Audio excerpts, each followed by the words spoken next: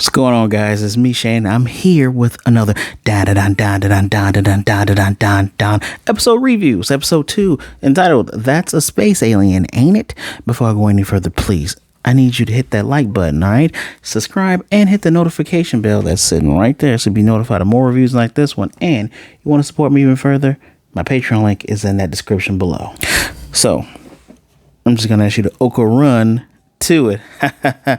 I appreciate how this, like, not just this episode, but like the, episodes after it. I appreciate how, like, the episodes just start.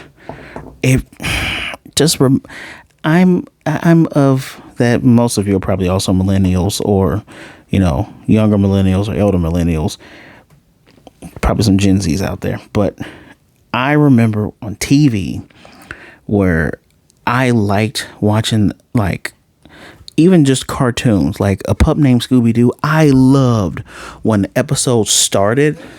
They kind of give you, it don't even have to be the actual premise, but they give you a little bit of action, and then you hit that theme song, and just, I love how they do that. Just love it. And you know what? I'm gonna skip ahead because I didn't notice this until like episode 4.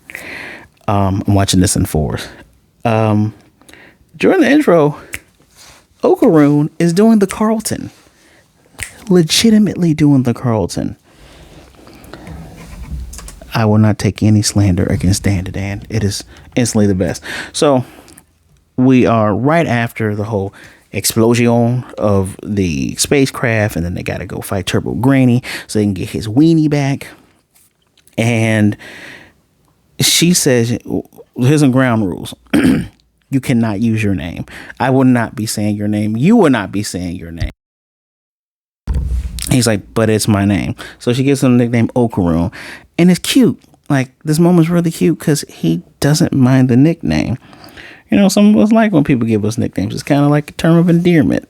Unless you give somebody an asshole nickname. But yeah. The cute moment is also ruined because she leans in too close and he ends up farting. I specifically got this screenshot because I love how this was. I say shot as if it's an actual camera there, but I'm just gonna say shot, drawn, processed, and shot all together. It reminds me of, I think it might have been episode 9, 12, 11, 10, episode 9 of Daima, where it was done like a comic, like a manga panels or comic book panels. That is how this was done, because panel on the left is Okarun, panel in the middle is the both of them, then panel on the right is her. And what's super interesting about this whole thing is, like, they're walking through the night. And I actually have a picture to show this. They're walking through the night. This is the part where we pass gas. All of that, this is not my TV small here. They're by a train track. And so the shot is zoomed in to just have them. I love that. Because you get everything. And then when it's them interacting, it moves just to that. This is, as of right now, because I've gone up to episode 4. As of right now, I have not seen anything else in the show to do that. I like the different type of shots here. Also, dude's just walking around in his underdrawers, by the way. She says he looks scarier than any ghost, Mr. Underdrawers man. We'll come back to that part later. So you can't get Turbo Luffy or Turbo Granny until nighttime. At least that's what they're surmising, because she's a spirit ghost thing. That's usually how these things work. So he's being taken to her home, which, yeah, Momo, you probably should have figured that your grandma was an actual spirit medium, because their home is like a compound. Like, if you know anything or don't know anything about how, like, spirit mediums and stuff like that are treated in Japan, they typically, especially back in the day, 15th, 16th, 17th century, they typically have a lot. They're given a lot of money. They get enough money, and they have their own premises that are large like this. Like, I think they have their own well too. It is very nice digs. I think the house is in front of like rice paddies, which rice paddies, typically rice is grown within water and things like that. So yeah, very nice countryside home, beautiful looking. Takes him in. Unfortunately, the moment he steps foot in there, he bursts into blue flames because there's a barrier on there, so she has to take the barrier off. Couldn't be no issues with that, right? She needs to change. Oh, actually, this is now where I talk about the other picture I have. So his hair then gets like a kind of like an afro. Look at that. She needs to change. By the way, she needs to change clothes. But here's the thing: she needs to be facing him in order to use her powers. This is kind of how the room looks. It's not going to get any better than that. It's something about seeing how a character's room is. Which, oh yeah, that's part of the reason I also, because they have smartphones. But look at that cool ass CRT TV, and I'm guessing that's a Famicom. That's badass. I'm trying to find another one of these TVs for myself. Anyway, it is and you get a nice little look into a character. This ain't no Ichigo room where it looks like he sleeps in a prison. You get details of these characters' personality. So she's a gal, but she's and maybe kind of tomboyish, but she has a lot of pink in her room. She has those movie posters of Ken Takakura in her room.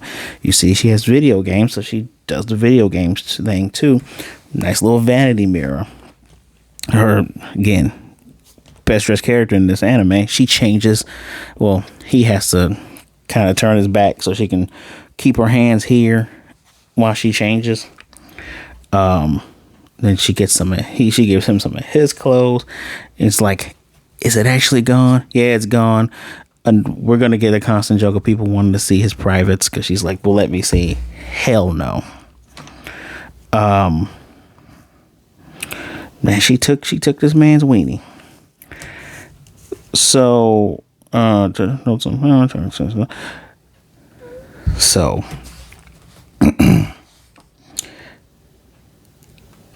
we get kind of a banter here where, he's like, what are we going to do about this? Well, you make me seem like I'm the villain, which is very funny because they both kind of got each other into this situation. Boy, this is going to be difficult to keep having to scroll through this. Boop. Which, again, I'm highlighting cute and facial expressions. But, if she wasn't testing the code to begin with, and she only picked a fight with him because he kept talking to her, and we get some good characterization here. I don't care if it is spoken and not shown. He didn't want to miss his chance. He's always wanted a friend, and since she defended him, he didn't want to miss out on this. And then the flashback that we see of like her walking out, he chases after her and leaves his book. He only goes back to get the book. It's kind of like a shield, because when we first see him interacting with her, he doesn't look at her. He looks away from her and just points at the book. Only when he laughs at her notion of spirits being a thing is when he makes that eye contact with her. Tells her that in the end, they both live in different worlds. You're not someone that a person like me should be talking to, and he's sorry that he roped her into this much danger, and tells her after all this is done, she can ignore him again. And she's like, that's what's so annoying about you. You assume how others feel and jump to conclusions without asking. Like, you don't have friends because you keep shoving people away. And it's such a nice, heartfelt moment. Remember I said in the first review, it's hilarity, it's lewdness, it's heart, this action. We got the heart here, and then we go right back to the hilarity because he says to her, after she says, "Don't say I can ignore you. We can talk about the occult again like normal." And she does this cute little slide to him and poke. He says, "You have no kind of tact if you're going to point out a person's weakness." And she's like, "What the hell is tact?" Hilarious. Now, let's get into the action spooky part. There's 2 doorbells. Well, her grandmother told her they have 2 doorbells. One for normal people and another one for evil spirits.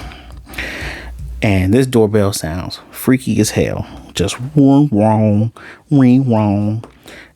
And she realizes she placed the talisman on the armoire going into the home.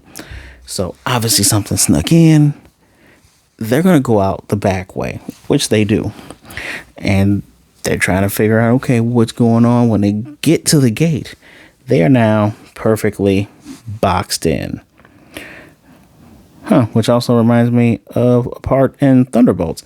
Watch my review for Thunderbolts. It's up right now. They're boxed in. And now they're both starting to bleed from their noses. What the hell is going on here? Well, she turns around and she looks and she sees this massive thing staring at the both of them, saying, "I found you." It's a giant monster thing. Although it also talks about wanting their banana. It's not a spirit, it's an alien. And now I have tons of notes on, apparently, based on the collar, Okarun knows what the hell this thing is. Gotta skip a little bit. I also said how much I love them fighting. It's spitting out a black fog, a thick poison black fog. And apparently said they broke a promise, but he knows what this thing is. Through the hilarity of both of them falling down and her blink making a loud noise and them needing to haul ass. By the way, this creature's in 3D. It is called the Flatwoods Monster. It's first witnessed in a town called Flatwood in America. He knows because of the collar, but in Japan, they've been sighted in Yamanashi. There in Japan, it is known as the 3-meter tall monster because they are aliens that are 3 meters tall. I forget meters to feet. I don't feel like looking it up right now, but I'm going to look it up right now because now I'm actually interested. Damn this metric system. 3 meters in feet. Oh, 9 feet tall. That thing seemed way bigger than 9 feet tall. I digress. Studies have shown, because Momo's wondering, why did the doorbell go off like that then?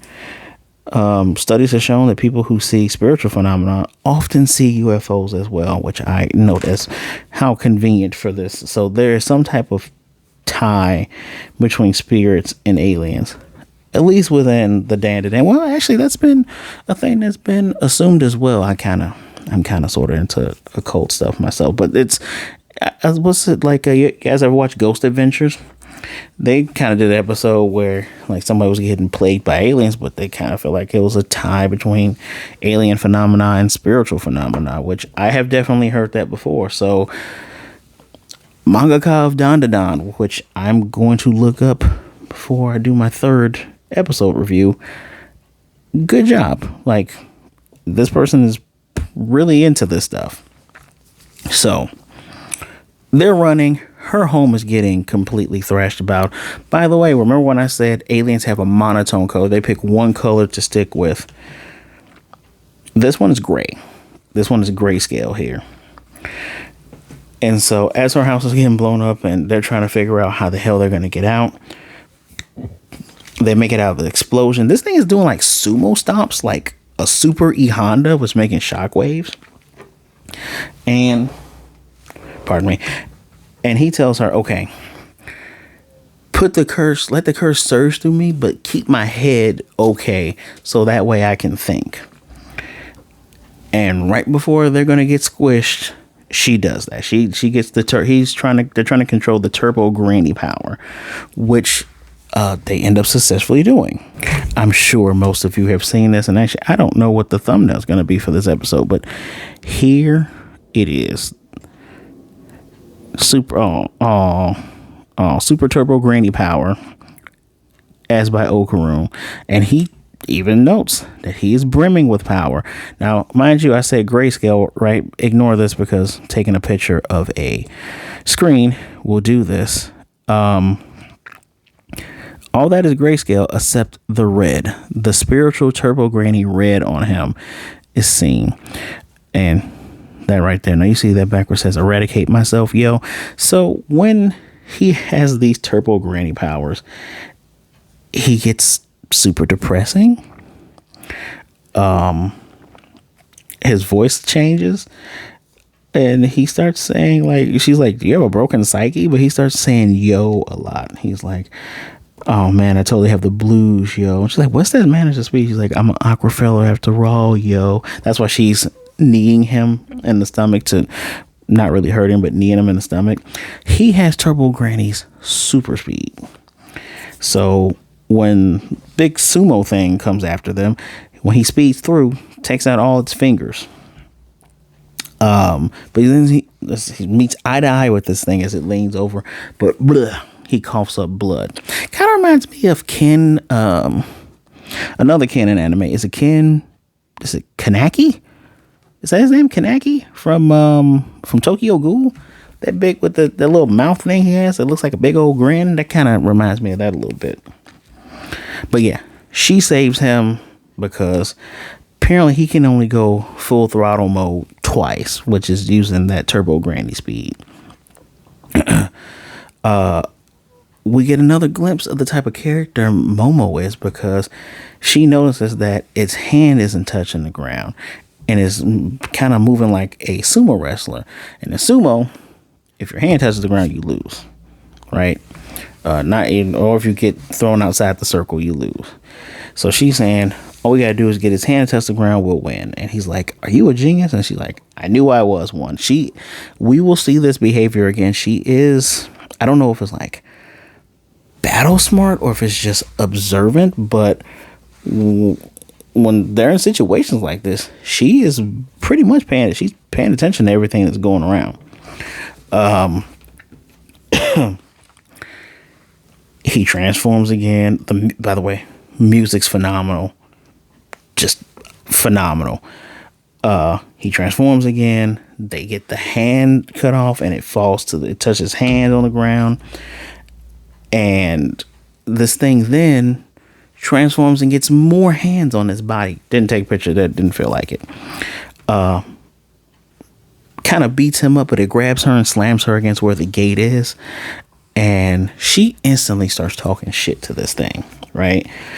Kind of surprised she didn't die with a massive sumo alien smashing her into what appears to be a stone wall. And she says, you touched the ground, you cheated, you know. I hate scumbag cheaters the most.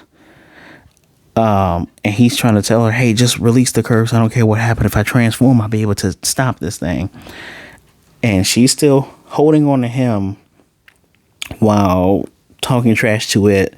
And she says, I'm going to beat the crap out of this thing because she hates cheaters and calls it a wimpy alien. This thing, E Honda 100 hand slaps her with one hand.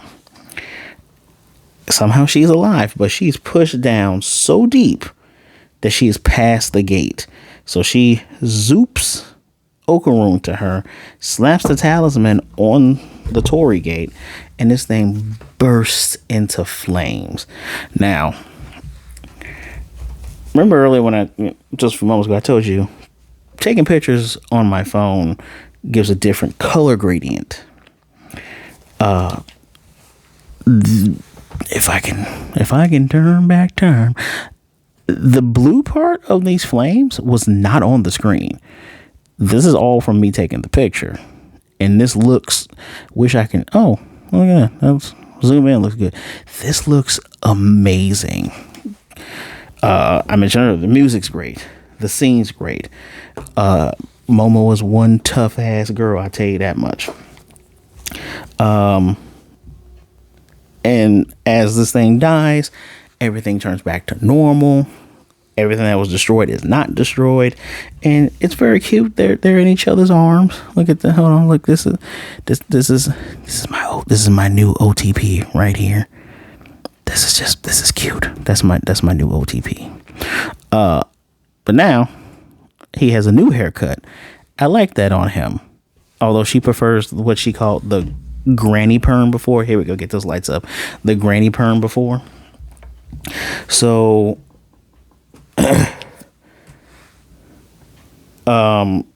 she calls herself Ditzy, but here's the problem. She took a E Honda 100 hand slap super, and she's trying to keep her power up so he doesn't transform. Unfortunately, she passes out, and everything just a pulse of red, then everything becomes red, and then he turns into the Turbo Granny. It don't look good. So that is where the episode ends. We go straight into like the preview for the next episode and the words apparent. So what they do here is give you a little bit of history on the monster that they have fought. This will happen again. But apparently in 1952, several boys and soldiers as well has encountered the Flatwoods monster. Interesting. But the next episode is going to be Granny versus Granny Clash. By the by, Momo was not listening to Ken at all in this outro. She just kept talking about the perm. And I already mentioned that the aliens are called 3-meter tall aliens in Japan. Yeah. I might have to stop doing ratings for this because this is also a 5 out of 5. I wasn't bored. We went from first episode being aliens and spirit to going, this is just an alien. And hey, sometimes aliens kind of seem like spirits. You get this weird thing taking on the sumo culture, but also saying you promised you're bad people. You promised us bananas. I kind of want to know where this came from. Like, Momo had believed that it was tied to the Serpopians, because it kept talking about bananas. So is it also Sir Popovich? I think it could be. Actually, let me, if you allow me just a few moments to look at the picture I had taken before of it upside down. Doesn't seem like it. Do aliens just keep talking about human sex organs as bananas? Is that what it is? Is that just, I don't know. Maybe I'll learn something else in the other 8 episodes I got to get to. Spoiler, that doesn't come up in the next one. But yeah, bananas and weenies. Next episode, I told you, Granny versus Granny Clash. I am excited to talk about that one next. But let me know what you thought of this episode. Yeah, I'm going to do episode by episode for DanDaDan. This series deserves it. So down in the description below, let me know what you think. Can't ask you what your favorite episode is because I haven't gone through all of them yet. But let me know what you think in the comment section down below. Let me know, did you pick up on some of the things I picked up? Like the gray, like the different colors for the aliens just being one color, or you have the red that's coming off of the spirit creatures. We'll get to that in a moment. But don't forget, I need you to like, subscribe, and hit that notification bell right there to be, notified of more reviews like this one. You will be getting more reviews like this one. I cannot wait. So please be good, be blessed, wash your hands, drink some water, be good to yourself, be good to others. Either way it goes, please don't be a jerk. All right. And you know what, jerks, you could also, right there in that description, I got a Patreon link right there. I don't care if you are a jerk, aren't a jerk, go ahead and click it. Whatever you choose to donate, it'll be very much appreciated. Trying to boost up and do some good things with this channel. So remember, you're never alone. I promise you there are people out there that would rather talk to you today than to miss you and mourn you tomorrow. Just reach out to someone.